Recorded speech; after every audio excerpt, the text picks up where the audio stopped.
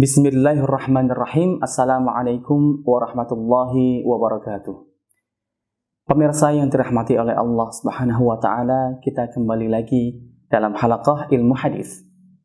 Jika pada sebelumnya kita sudah membahas tentang pembagian hadis, jika dilihat dari segi siapa yang menyampaikannya, maka akan kita temukan ada 4 bagian, yaitu hadis qudsi, hadis marfu', hadis mauquf, dan hadis maqtu'.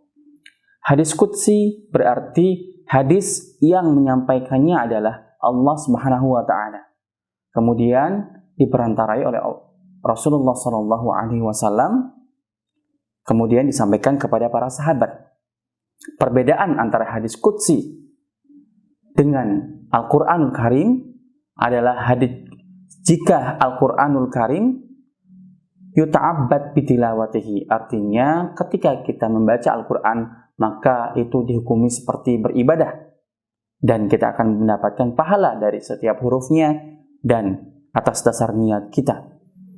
Kemudian jika hadis qudsi kita baca, maka jika tidak diniati dengan ibadah maka tidak akan mendapatkan pahala seperti berbeda seperti Al-Quranul Karim. Maka inilah yang membedakan antara hadis qudsi dengan Al-Quran. Sedangkan hadis marfu' adalah hadis yang disampaikan oleh Rasulullah SAW. Hadis maqtu' hadis yang dinisbatkan ke tabi'in. Hadis mauquf hadis yang dinisbatkan ke para sahabat radhiyallahu taala anhum. Sekarang kita akan membahas lebih jauh lagi tentang hadis marfu'. Hadis marfu' seperti yang kita lihat terbagi menjadi 2, sharih dan tidak sharih. Apa arti sharih? Sharih artinya jelas. Tidak sharih artinya tidak jelas atau kurang jelas. Apa artinya? Sharih atau hadis marfu' yang sharih berarti hadis yang disampaikan oleh Rasulullah Shallallahu Alaihi Wasallam dengan sigah lil ma'lum, artinya Rasulullah lah yang menyampaikannya. Pembagiannya adalah bisa qauli atau fi'li atau takriri atau wasfi. Apa artinya? Arti qauli yaitu berasal dari kata qala yaqulu atau perkataan. Berarti hadis marfu' yang qauli adalah hadis yang dinisbatkan perkataannya kepada Rasulullah sallallahu alaihi wasallam dan berbentuk sebuah perkataan. Contohnya dari sahabat radhiyallahu taala anhu berkata bahwasanya Rasulullah Shallallahu Alaihi Wasallam berkata, qala Rasulullah Shallallahu Alaihi Wasallam. Jika kita menemukan dalam kitab-kitab hadis riwayat, dalam musnad, dalam kitab jami' atau sunan, atau kitab-kitab hadis riwayat, hadis dengan lafaz qala Rasulullah Shallallahu Alaihi Wasallam, berarti hadis ini dinamakan hadis marfu', tapi qauli. Kenapa? Karena ada qala atau perkataan.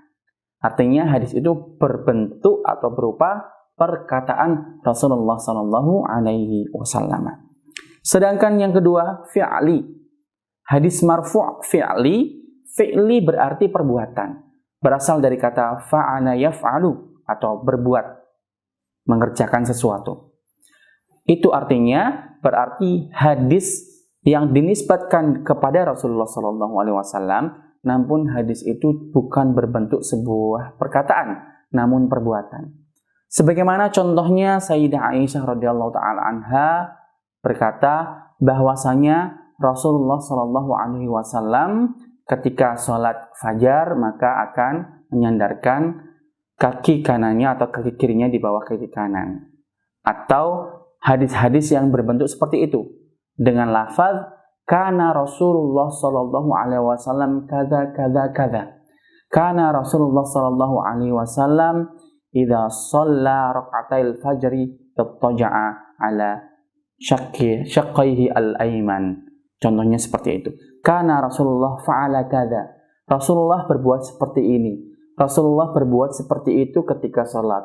Rasulullah berbuat seperti ini ketika berwudu. Nah, hadis-hadis yang seperti ini, semacam inilah dikatakan atau dinamakan sebagai hadis marfu' fi'li. Kenapa? Karena berasal dari fi'lu Rasulullah atau perbuatan Rasulullah Shallallahu Alaihi Wasallam.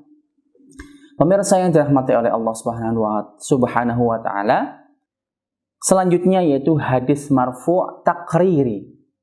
Takriri yaitu persetujuan Rasulullah Shallallahu Alaihi Wasallam tanpa berkomentar apakah ini boleh atau tidak boleh. Artinya Rasulullah Shallallahu Alaihi Wasallam ketika melihat atau mendengar atau merasakan hal tertentu, hukum tertentu yang dilakukan oleh para sahabat atau peristiwa tertentu, kemudian beliau tidak melarangnya atau tidak menyuruhnya, sedangkan beliau tahu, nah berarti itu dianggap sebagai persetujuan beliau. Berarti perbuatan itu boleh dilakukan. Sebuah contoh yaitu ketika Sayyidina Khalid bin Walid memakan daging kadal. Beliau memakan dan Rasulullah Shallallahu Alaihi Wasallam melihatnya, menyaksikannya. Kemudian Rasulullah Shallallahu Alaihi Wasallam tidak berkomentar apapun. Itu artinya berarti menyetujui atau membolehkan. Namun kenapa beliau tidak melarang atau tidak memerintahkan? Mungkin saja dari diri beliau tidak terlalu suka dengan makanan itu. Namun bagi orang yang suka boleh memakannya. Itu salah satu contoh dari hadis marfu' takriri yang dinisbatkan kepada Rasulullah Shallallahu Alaihi Wasallam, namun tidak berupa perkataan atau perbuatan, melainkan berupa persetujuan dengan diamnya Rasulullah Shallallahu Alaihi Wasallam ketika mengetahui hal tersebut. Kemudian selanjutnya yaitu hadis marfu' wasfi. Wasfun artinya sifat. Apa artinya berarti? Hadis marfu' yang wasfi adalah hadis yang dinisbatkan kepada Rasulullah SAW tentang sifat-sifat beliau.